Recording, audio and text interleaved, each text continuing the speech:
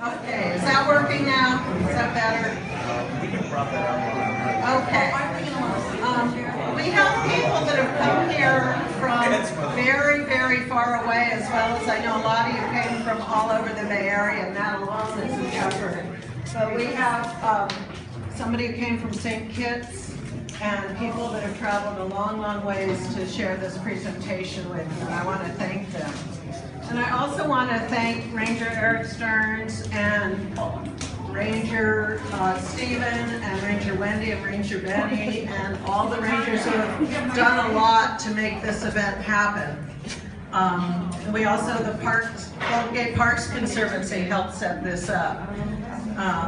We've also got our photographer as part of the show, Peter Mertz, who you will see with his work is on the wall, and his website documents, petermertz.com, documents arts and corrections throughout the state for about the past 10 years.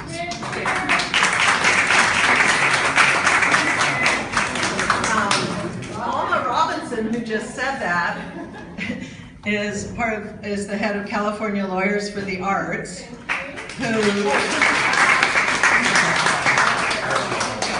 and they helped bring arts and corrections back after a number of years of it going away from the prisons and the programming. And it's now back in all the prisons and bringing amazing work inside and helping amazing work get created. We also have Lori Brooks, who's head of William James Association. She was ready, going on her 40th year of working in community arts in prisons. I'm Carol Newborg. I'm the program manager of the San Quentin Arts and Corrections Program. And there are actually a lot of guests here that were former students in the program, artists and writers, that will probably be able to share some stories later too. We worked inside to come up with the theme. This is our 4th exhibit here at Alcatraz. And the theme was about families in prisons and the separation and trauma and difficulty that, is one of the side effects of the mass incarceration problem right now. So the artwork addresses that in many personal ways. And the writing from Brothers in Pen also addresses that aspect of the complicated problem with prisons. And you'll see samples of the writing on the wall. And the writing comes out of Brothers in Pen. And I've been so inspired seeing that program, just like I have been in seeing all the artists and the hard work they're doing inside, and the work of growth and transformation that happens through the arts in prison and elsewhere, that just gives me so much hope that we can, as a group and as individuals, change and grow.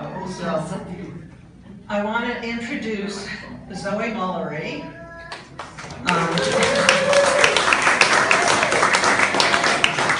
Zoe is going to be able to introduce Troy Williams, and Troy will be able to introduce his daughter, Tori, and Watani Stiner. We'll also ask you to introduce your son, Larry, and perhaps some others that are here. Zoe has been teaching creative writing in prison through the William James Association since 1997, and she's been at San Quentin since 1999. She taught prior to that for 9 years in the residential rehab program at Delancey Street. And she says teaching in prison turned out to be the dream job she had never thought to dream about. And Zoe and her daughter Gigi live in San Francisco. And I want to say, whenever we get a new teacher coming to San Quentin, I take them to observe Zoe's class, because there's something happening in that class that goes beyond, teaching. And there's a sharing and a community and a growth and challenge, and the work that comes out of there, and the people that go through there and then go on to mentor others as writers. It goes beyond something I can understand. It's really deep and amazing work, and I'm very happy to introduce Zoe Mullery.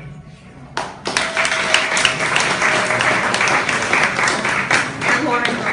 No, I just do a quick thing to collect any email addresses. Anybody that'd be interested in learning more about the Prison Arts Project, I'm going to pass around a couple of clipboards for you to sign up while this is all unfolding.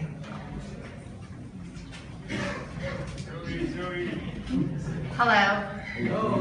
I'm Zoe. I can stand in front of you guys. I don't want to block you.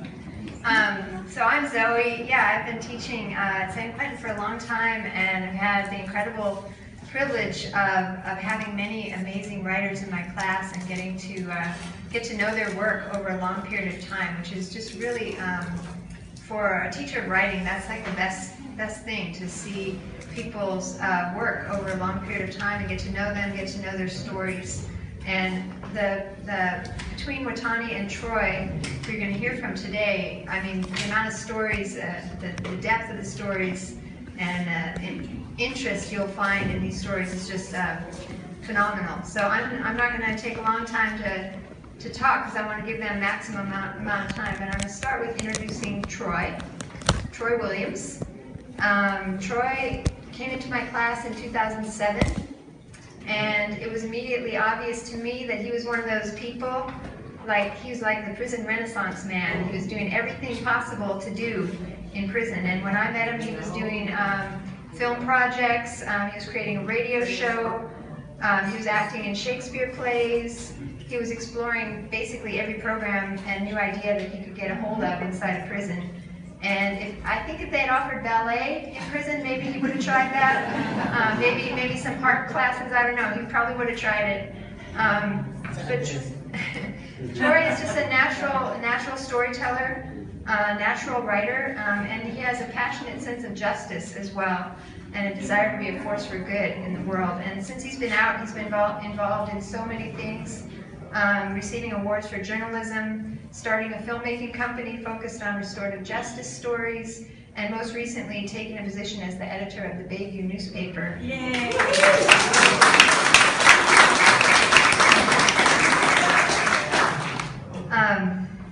So I know from Troy's writing that his relationship with his daughter, Tori, was kind of like a guiding star that got him through a lot of tough times and kept him on course with his life.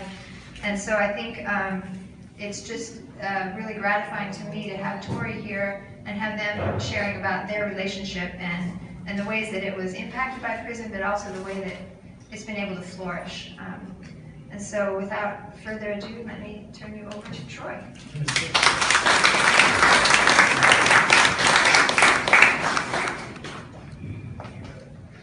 All right, now I always say I'm not gonna get emotional when I come to these things, but as soon as my daughter's name gets mentioned, I'm like, fight the tears. All right. So this is my daughter Tori, my grandson Byron, and BJ, Brian Jr. and Brian Sr. are sitting right there. So give it up for them.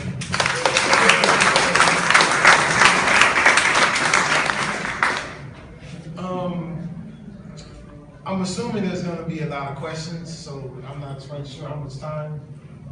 Yeah, we'll have some Q&A at the end. Okay. So I guess I want to start with the theme being connection loss, on how devastating it is to be put away from your family. Albeit, yes, I did some things that I shouldn't have been doing.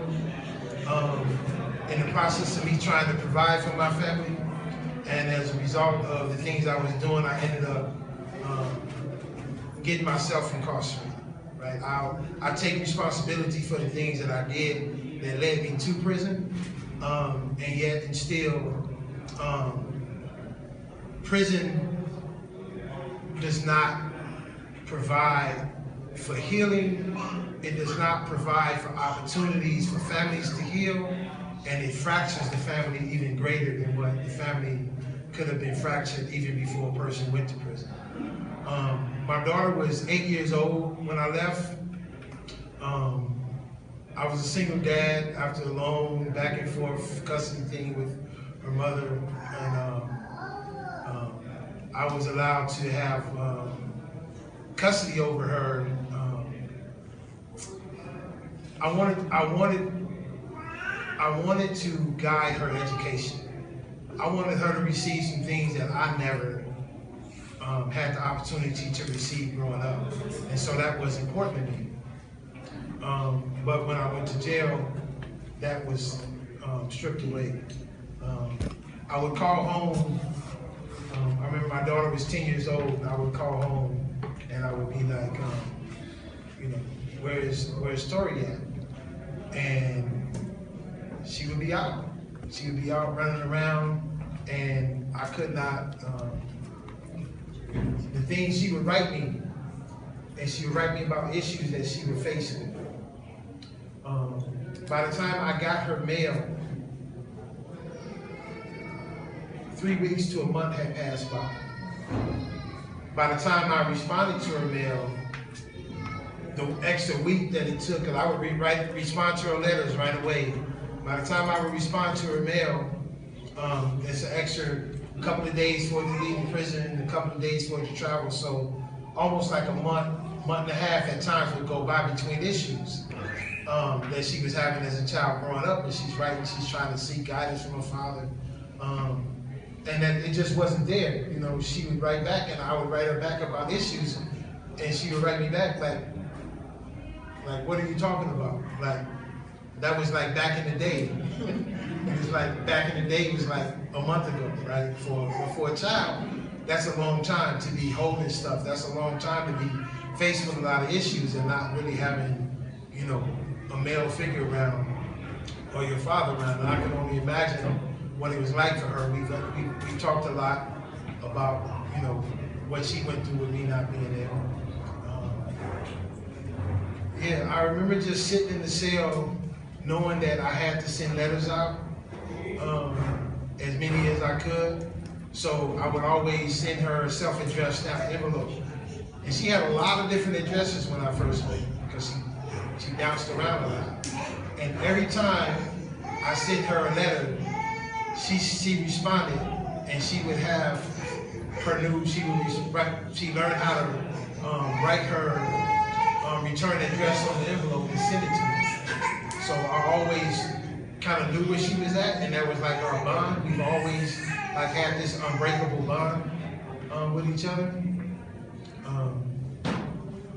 Yeah, and just so much time passed by. I remember it took me about maybe 6 years to be able to see her. And I remember she came into the visiting room. My mother brought her in to see me. She was 14 years old, and she let me have it, right? I'm talking, she let me have it. She was cussing, and, like, you know, yeah. And rightfully so, right? And I knew that I just had to take it. I just had to sit there and listen to her and hear her, and hear what it was that she was going through, and not try to play dad when dad hadn't been there, right? I had to hear her pain. I had to see beyond the words, and see beyond the anger, and see like what it was like for her having to go to school, and other kids' fathers are showing up to events, and yet she has to say, make excuses about where her dad is at, right? Yeah, so a lot of my writings was often about my daughter. A lot of things that I talked about was often about my daughter. She carried me through a lot, especially early in the beginning, because she carried me a lot throughout my life. And I'll say this because even when I didn't have the ability to love myself, I had the ability to love her. And that helped me through some really dark times. When I couldn't think straight for myself, I knew I had to think as straight as I could for her. So even in prison, there's a lot of things that can take you off in prison, right? Prison is probably one of the most racist, segregated places on the face of this planet. And you don't get to decide whether or not you're involved in activities inside of prison. Something happens, you're white, you look white, you'll be attacked. Something happens, I'm black, I look black. I don't get to say, man, I'm just trying to do my time and go home. When the riot happens on the yard, you put your back to something and you swing and you defend yourself. You do what you have to do. And so I found myself a lot of times hanging out in the law library, really trying to fight my case. A lot of my motivation for even doing that was trying to get back to her, not wanting her to spend the rest of her life without, you know, the things that a dad could give. And early on, I thought a lot of these things was material stuff. And what I found is that the most precious thing on the face of this planet that you can give to your children this time is your presence. I remember she, one year, this was my third time having gone to the Board of Prison hearings, and she wrote a letter to the board, right, asking them to release me.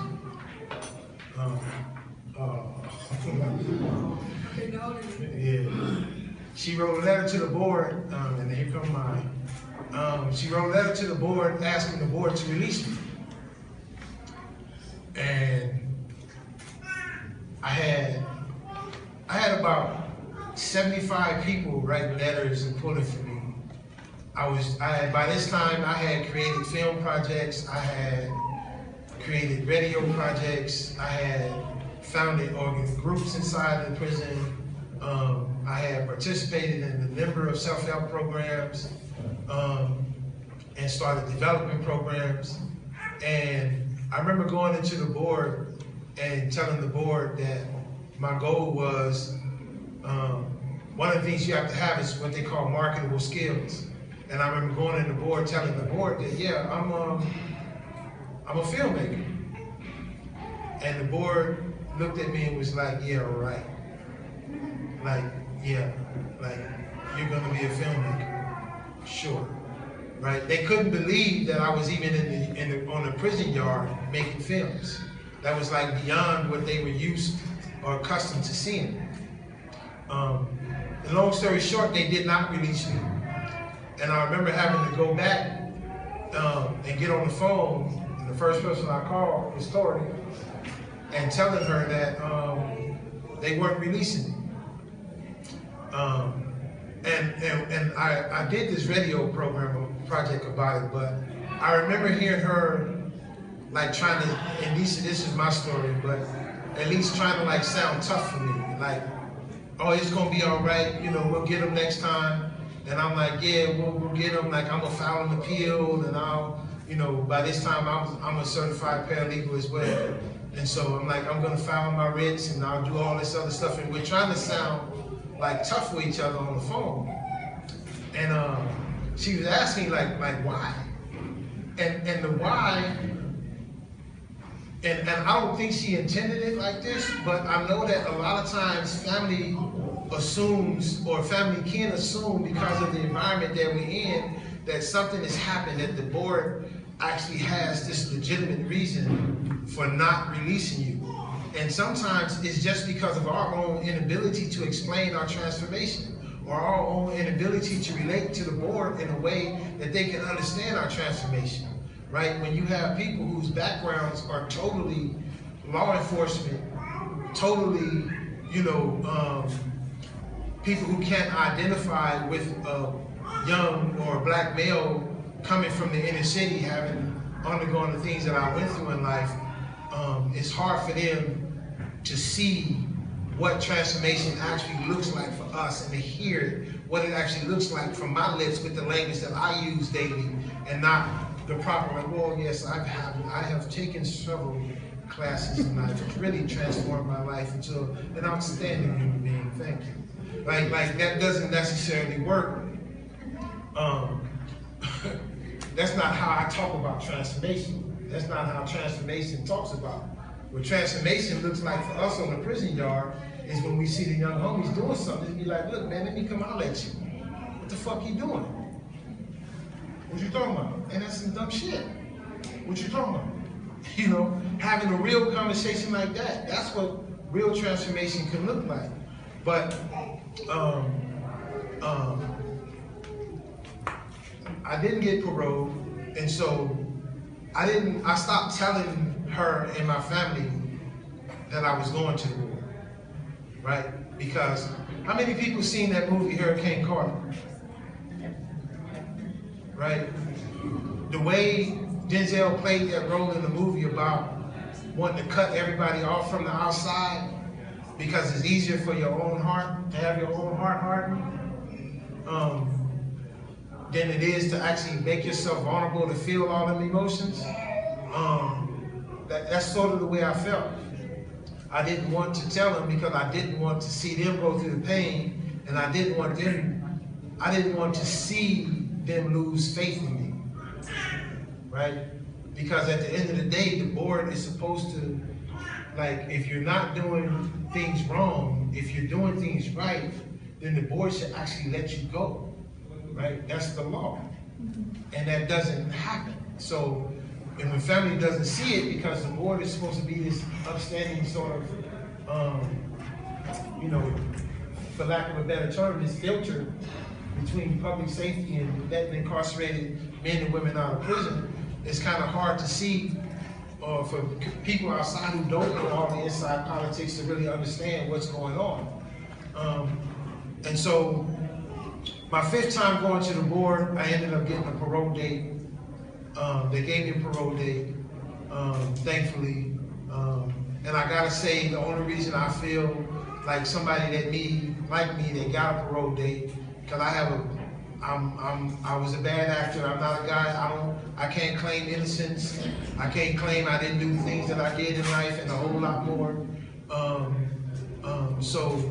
But for California having gone broke with the tech crisis and the market boom, and people starting to look at where the money was going in California, and Judge Stelton Henderson and the 3-judge panel really taking a close look at what was happening inside of prison and laws starting to change around that, I had the kind of record where they would have never let me out of prison, right?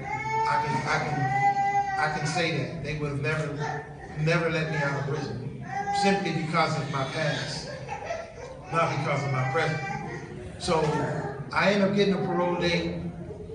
I waited till I got in the car. When I got in the car, I borrowed my friend's phone, and I called my daughter, and I'm like, hello? She's like, who is this?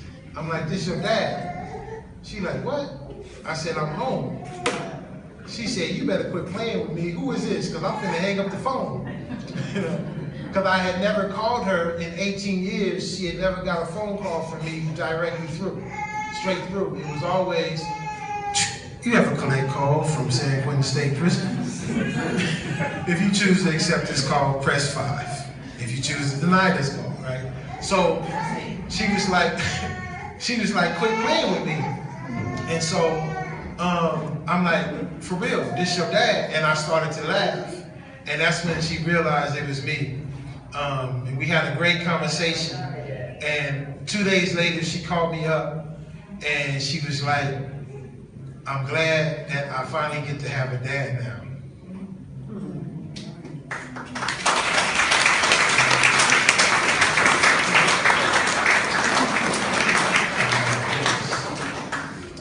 And so I'm gonna let her take it. I'm gonna let her take it from now.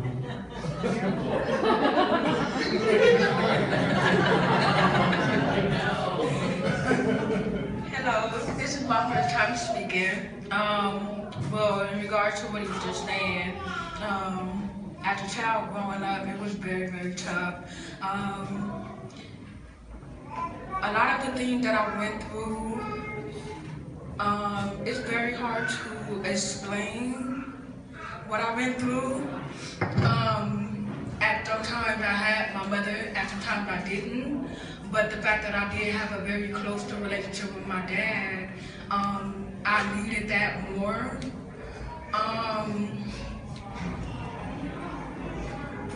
The things that I went through growing up, that to where I felt like I needed my dad because he was able to explain a lot of the things differently to where I understood, and that's why I needed him.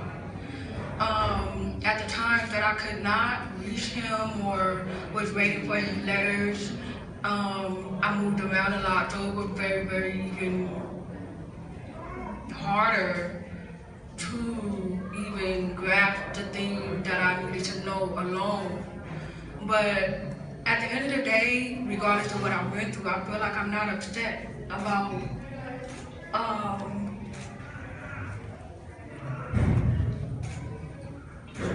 I'm not mad at you, you know?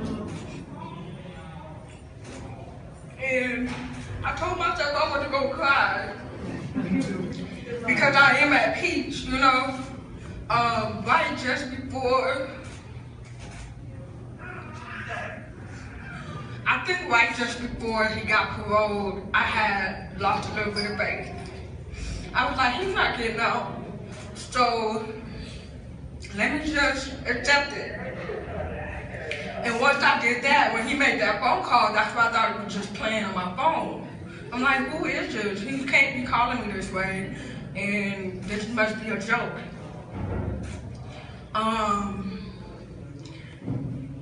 I was relieved. I had to think about it when we got off the phone, and I really didn't know. I was still confused. I'm like looking at the phone number, he got a cell phone? You know, I was still confused, and I was able to call him, and once I saw him after he got out, I kept calling him Dad, now I'm about to bother you. You know, you ain't going nowhere, I'm calling your name all day, I'm acting like how my kids act with me. Clingy, and I want this, I want the candy, I want the juice, all the things that I couldn't get, I want it now.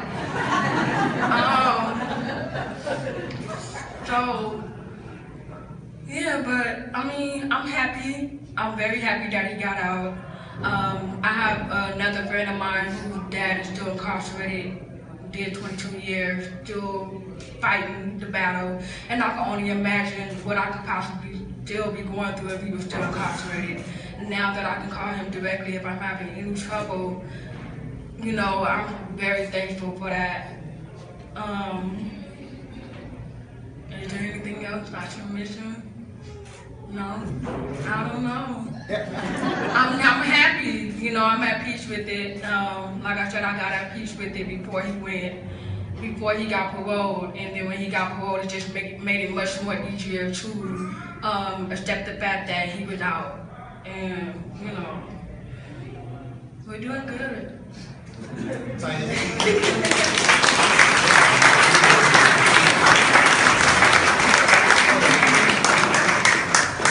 So you want me to introduce Watani? I'm going to introduce him. I want to introduce him. It's my chance. Careful to be in front of the speaker. Careful being in front of us. Okay, I won't stand there. I'm going to stand right here. Okay. So there's going to be, I know a lot of you have questions for Tori and Troy, and just please stick around and hold those questions, because we are going to have time for Q&A at the end, and that's always a really rich time, so please be thinking of your questions and holding them. Right now I want to introduce Watani Stiner. I can't give you a quick version of Watani's life because there's just too many chapters, and it just defies summarizing. He's got a memoir coming out like any day now, right, Watani?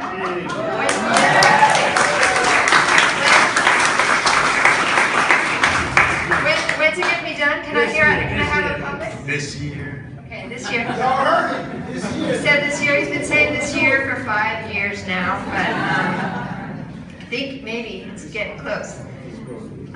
He's been working on his memoir since he joined my class in 2004. He was already writing his memoir, and he's still working on it. There is a version of it that went out, I think in about 2005, a very short version, and it went out to, got put into the research library, into the library at UCLA, and I think it's been utilized in a lot of research projects already. I Googled it once, and I found it referenced in a number of research projects. So it's already out there, but the real version is coming, and it's going to be good. So Watani is a man of deep convictions, and I don't mean criminal convictions. Watani has wanted to make this world a better place since he was a teenager, and he's been willing to put his life on the line and stand up for himself and stand up for other people so many times. And now that he's out of prison, he's been a sought-after speaker. He speaks at churches and schools and rallies and all kinds of places. And he's become a really good public speaker. Well, he probably already was, but I've noticed him polishing his story as he goes.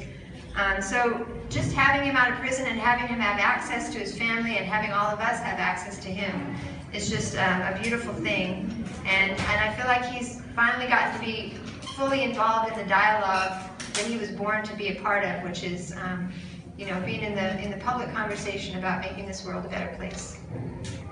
Watani Stiner.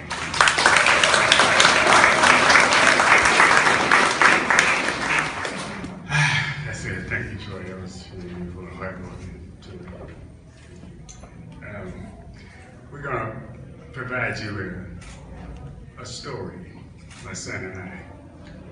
So first of all, I want to say my name is Watani Stiner.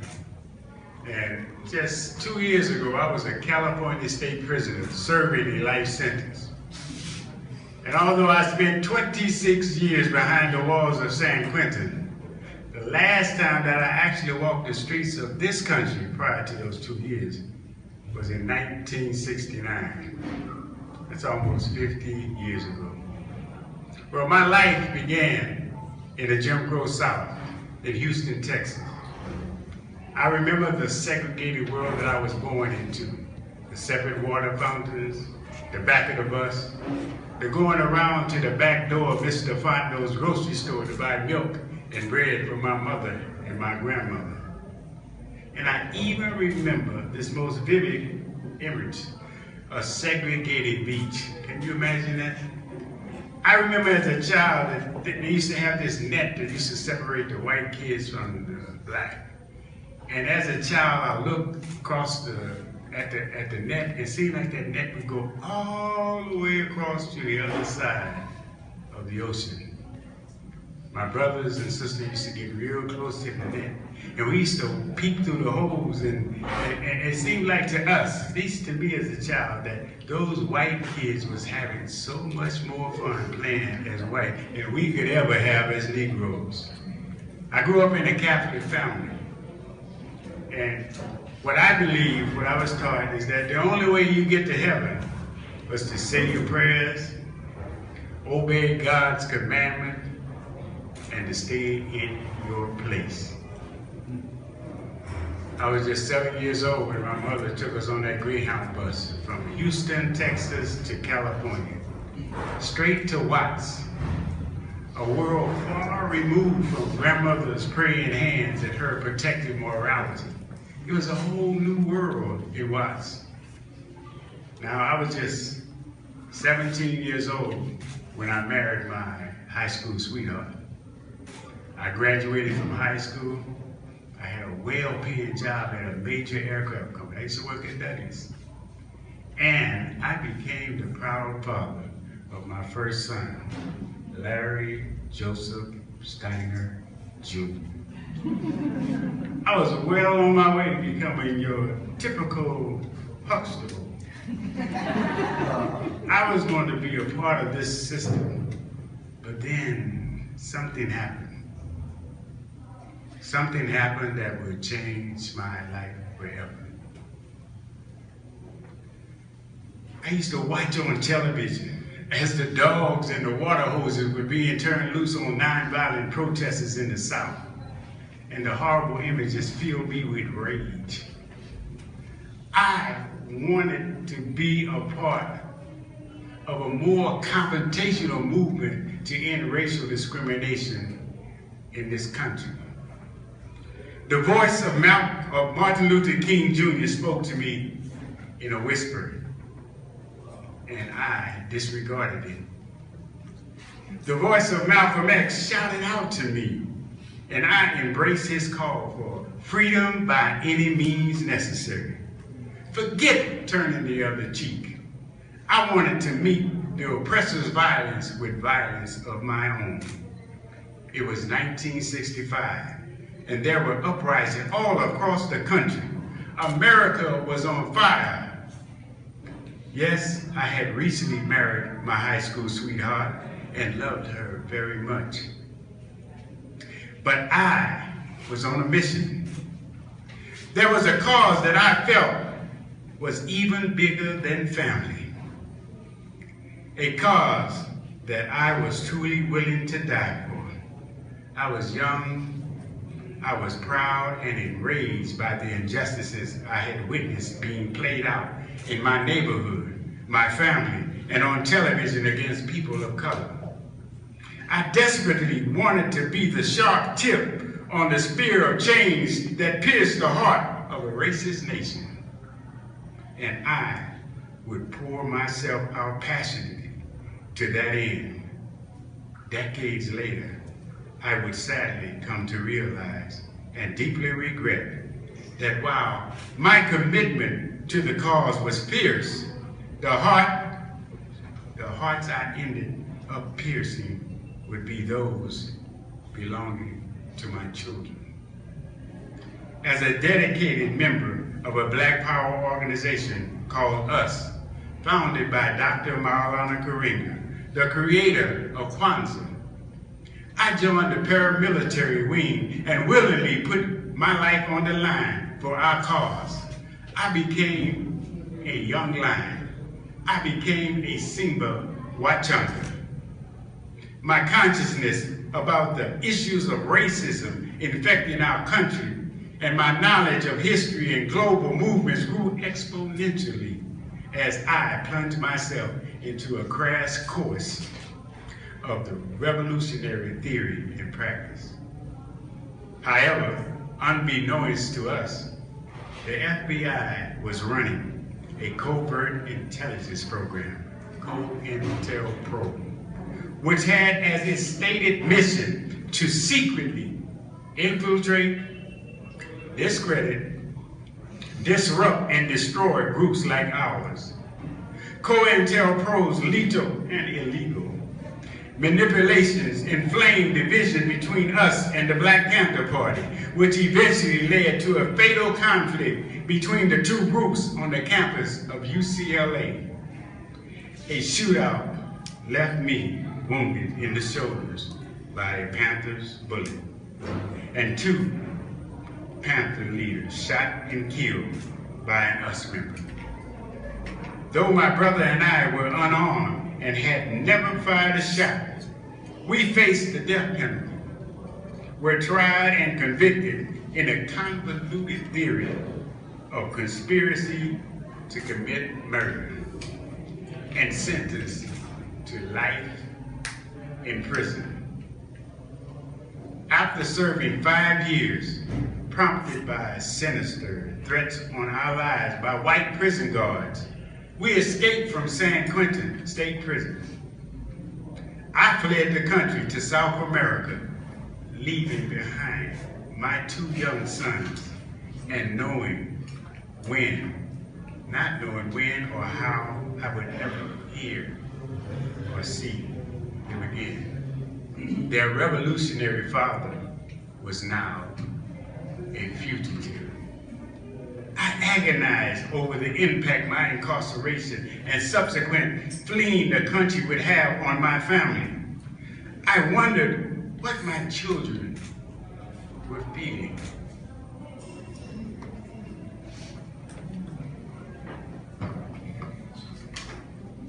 When you thought of your father, it was Daddy, stop teasing. When I thought of my father, it was I hope he's still breathing. I prayed for his safety, prayed he was still living. Grade school having nightmares of my father in state prison. I listened to the whispers, heard what the government said. Mass incarceration, that machine must be fed. Dead was my family structure. There was a war against our kind. Why was 50% of the prison population looking like relatives of mine? Never mind, because I never signed to see my father in that hellhole. Hard time living, life in prison. The design of COINTELPRO. No relationship with Daddy, sadly, that's when the damage was done. Thus, was the life of a revolutionary son. Thus was the life of an inmate's son. When you thought of your father, it was fun, Daddy, fun. When I thought of my father, it was run, Daddy, run.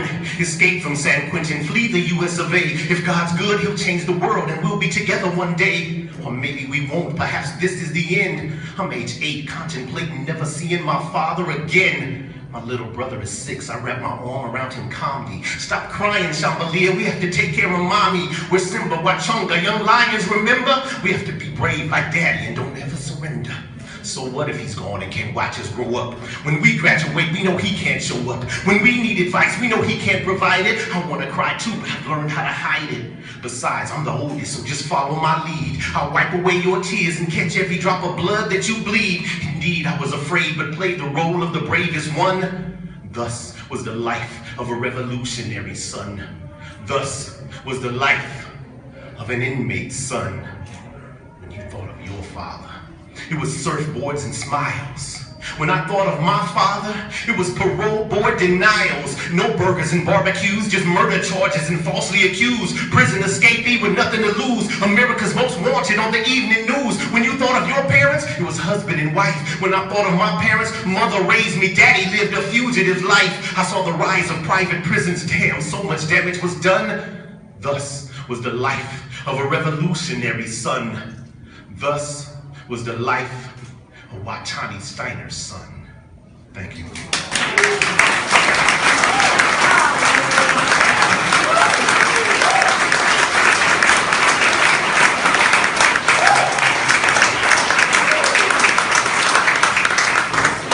"20 years and 9 children later, my days living in exile came to an end when I voluntarily surrendered to U.S. authorities and was brought back to America to serve out the remainder of my life sentence in the same prison I had escaped from so long ago. I had made the agonizing decision to surrender in order, I hope, to bring my children back to the U.S. out of the chaos of a failed economy in Suriname. The 2 decades on the run had been both incredible and heartbreaking.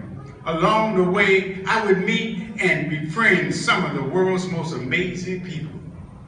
I would also learn that the truest form of revolution is the one that takes place in your heart and mind when you are separated from the ones you love most.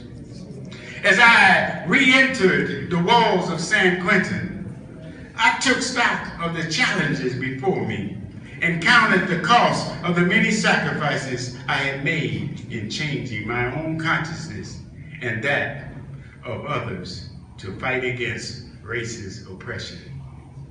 I know that it takes these kinds of painful sacrifices on the part of many to undo oppression and change corrupt systems, and I had to be a part of that work. However, I also realized that as I had done many times before, I was once again leaving my children behind. What would become of the 9 young children I was saying goodbye to in South America? What had become of the 2 children I had left behind years ago in America?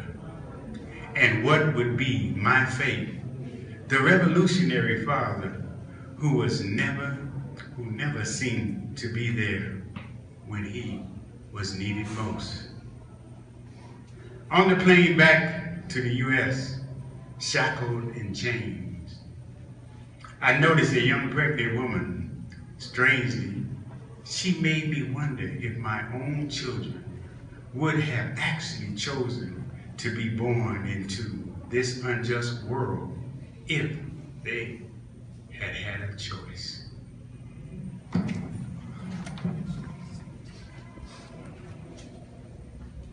Paranoid fetus. Unborn child scared to live. Help me, Jesus, I am a paranoid fetus. Afraid to leave the womb, this world don't want me here, Black Jesus. From inside my mother's stomach, I could feel the blatant hatred.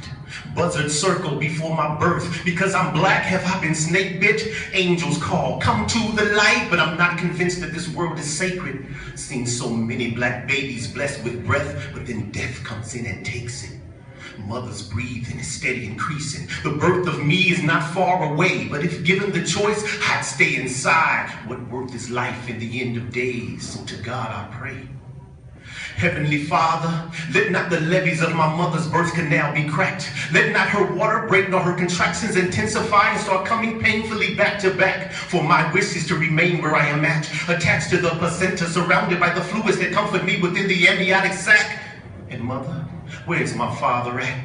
Does he know how close you are? Has he proceeded to grab the already prepared hospital bag and placed it upon the backseat of the car? The journey is not far, but we're traveling fast. Mama's feeling quite nauseous. Daddy's stepping hard upon the gas. Whoa, Daddy, don't you run that red light. I know I've got to come, but I don't want to come tonight. Besides, what's the rush when we're in the last days? The world's full of suicide, homicide, and rape. The world's full of genocide, apartheid, and hate. The world's full of stereotypes, parasites, and snakes. That's why I am a paranoid fetus. That unborn child scared to live. Help me, Jesus, I am a paranoid fetus. Afraid to leave the womb, this world don't want me here, Black Jesus. From inside my mother's stomach, I can feel outside aggression. Maggots cry for my demise. If I'm born alive, will I suffer depression? The angels call, come to the light, but I'm not convinced that this world will love me. Seen so many black brothers jailed this year, I don't want no cop to cuff me. Seen so many black bodies dropped this year, I don't trust nobody but me. Seen so many black babies hurt this year, I just want my God to hug me. Cervix dilated 8 centimeters wide.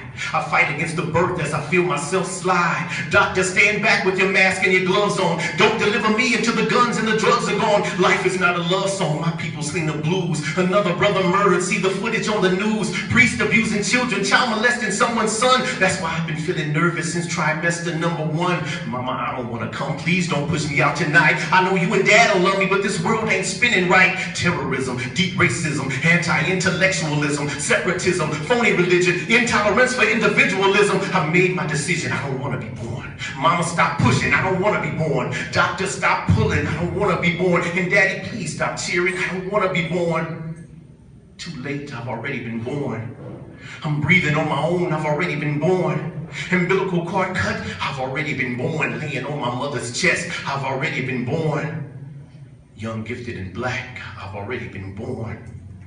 And since it was God who insisted I be born, perhaps I was born to help change the world. In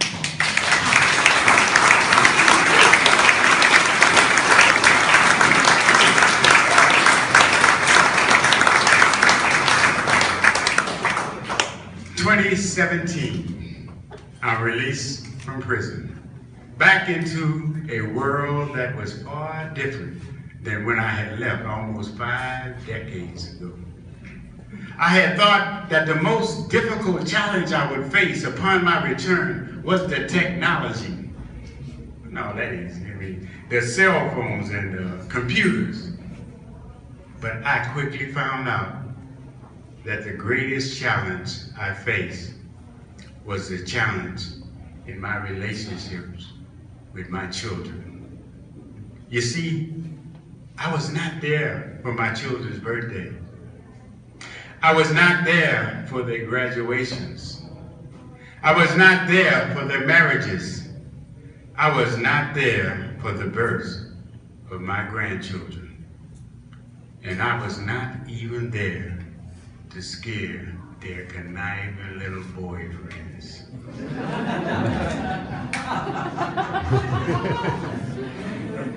I'm sure my son, who has 2 daughters of his own, can put my feelings into spoken words.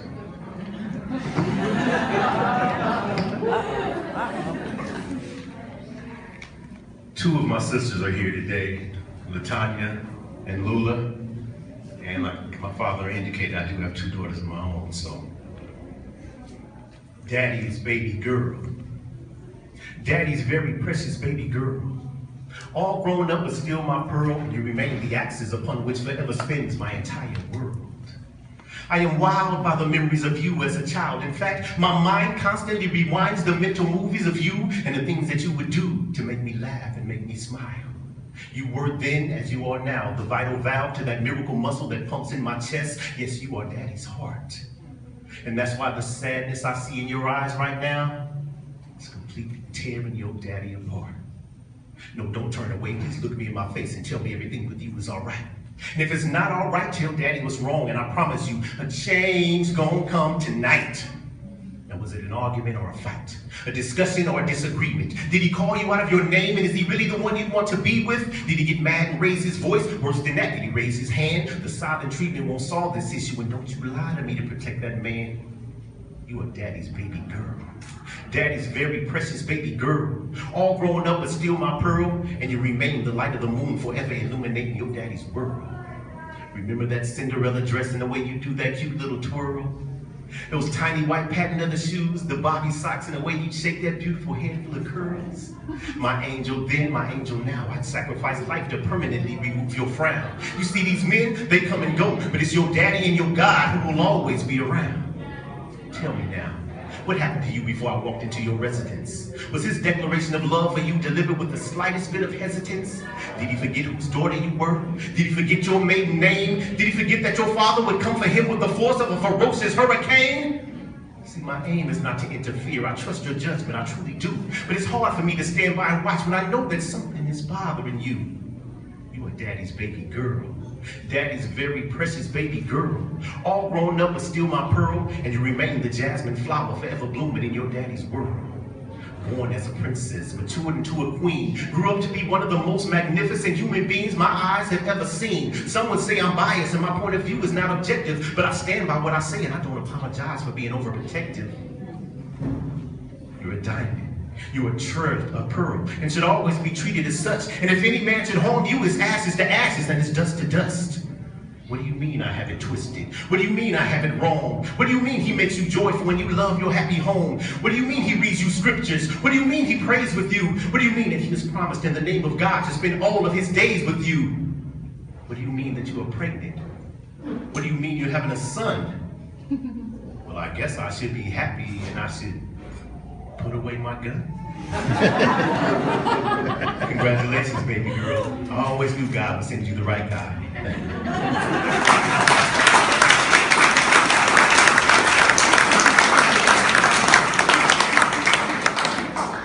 My son did help to change the world for 6 of his siblings he had never seen before by caring for them until my release from prison. As for me, I was willing to sacrifice my freedom and come back to prison only because I loved my children more than I hated my incarceration. Larry Joseph Stiner, Jr. Lionel Ray Chambalier, may he rest in peace.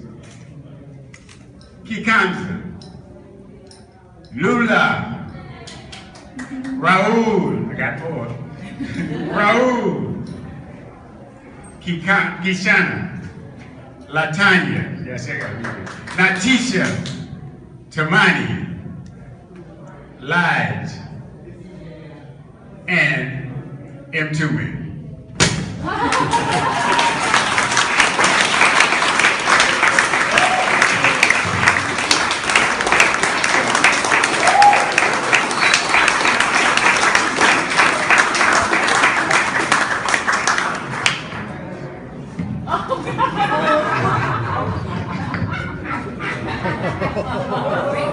I saw Obama do it, so I thought. Did you want to have time? Yeah. Great. No, it's going to be Still on? So we're going to have a time for, Nothing to do. we're going to have a time for Q&A. I know. I just have to say, somebody has my bag in here. I didn't make it up here. I gave it to somebody when I was carrying the baby. I got phones in it. I'm gonna dial it. Is it a backpack? Is that backpack right there? No, that's mine. That's not it. It's a black bag with a pink inlining. It's 1-415-897.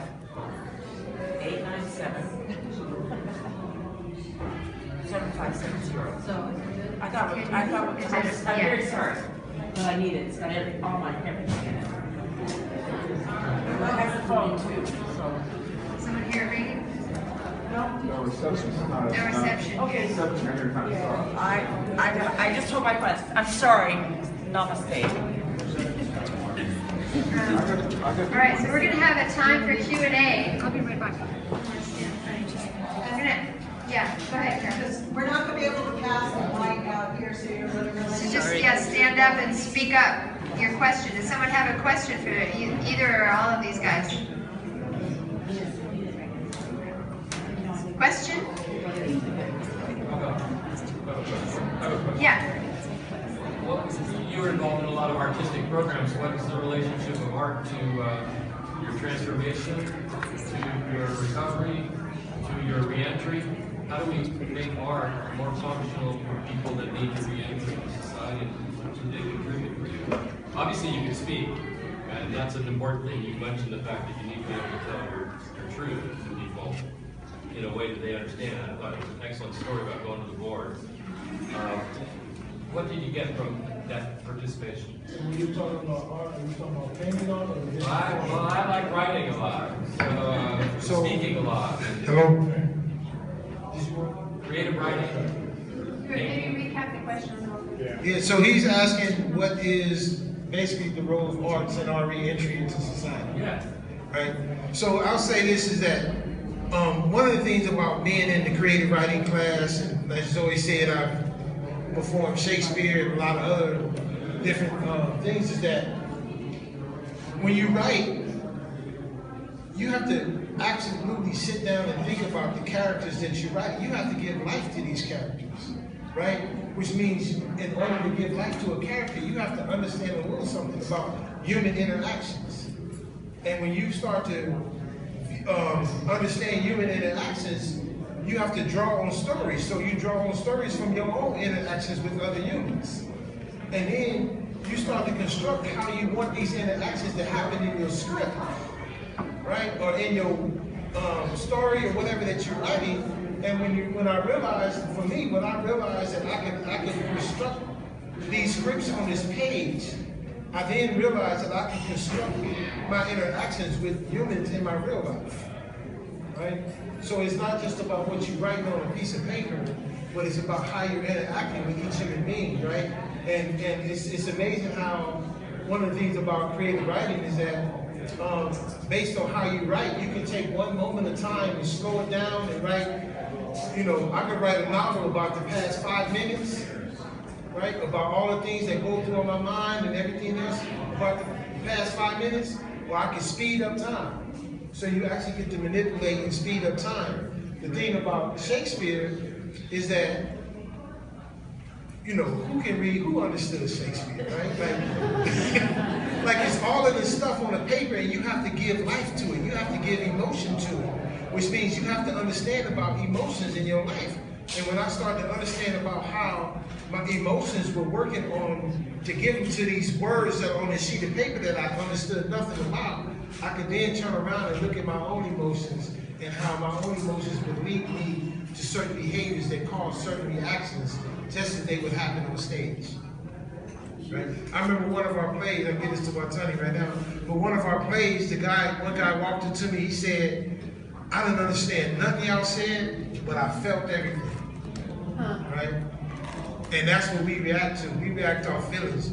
You can walk by me. How many times you look at somebody and I can say the baddest curse word to you, but if I say it with a smile, I can make you laugh. Right? Emotions. Yeah, I'm right on the same line with creative writing has been my salvation. Because when I came back after the government reneged on our agreement, I'm locked up in prison, maybe do another 21 years because they still was mad because I left without permission. And so when I got back, I just started writing. I was writing the government. I was writing. Everything was out of anger. And then I enrolled in the Zoe's class, which was a major trying. Well, we had a struggle because Zoe's she's writing all these old annoying little comments in my writing. This little white girl gonna be kind of question what I'm doing. But she got me to start peeling back the layers in my story. And as Troy spoke about, I started to introduce me to characters. And once you started introducing characters, if you ask one question from one character, then the other side of the character has to provide the answer. So it allowed me to get into my own humanity, because it also led me to restorative justice. Finally, Davis came to San Quentin one time. I had a workshop, and I decided someone invited me to come in there, and I decided I was going to listen. And I got really inspired by this whole concept of restorative justice and who's involved and who's at stake and the whole question about the community. And by doing that, it caused me to go to up to Fania Davis. Well, let me say one thing. The person, when I was at UCLA, there was a shootout at UCLA. I was wounded and 2 people were killed. John Jerome Huggins and Al Prentice Bunty Carter.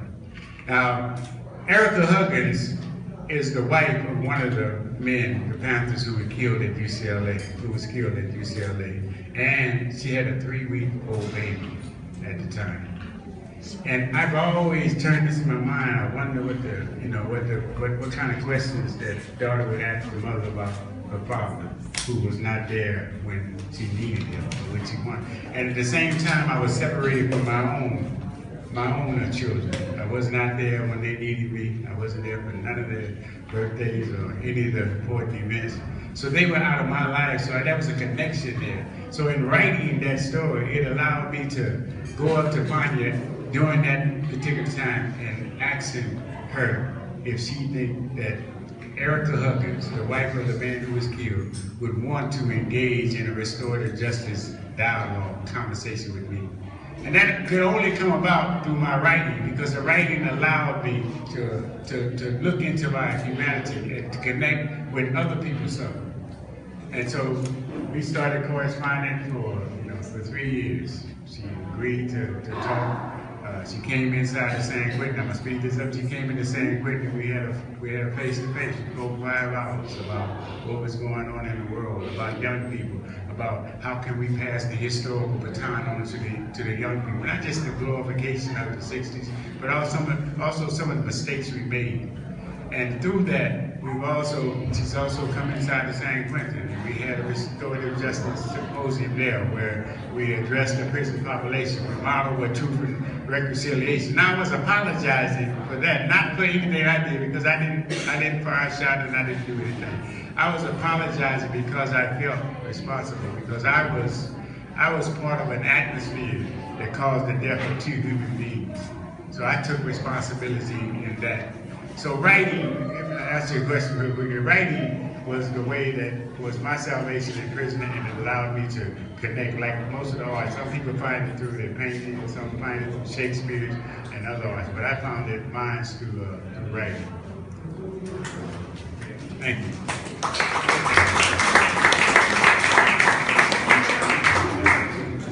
What about you two? Did you have any thing to say about how obviously you're a writer, so I'm just curious what your work has brought to your healing, or whatever you want to say. Okay, well, actually, my love for writing came from, believe it or not, the prison letters that I received from my father at a very, very young age. To me, his letters were more interesting than anything I was reading in school or anywhere else. I look at it as poetry, so that inspired me to want to write. And then, of course, later, through his stories and him writing through Zoe's program, it allowed me to really get to know him, because he was putting his own life on paper. And I was never there to see that or really know other than the stories I hear from others. So writing definitely has created that connection between he and I. So yeah, I think that's very important.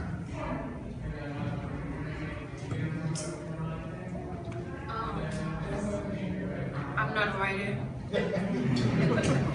No comment.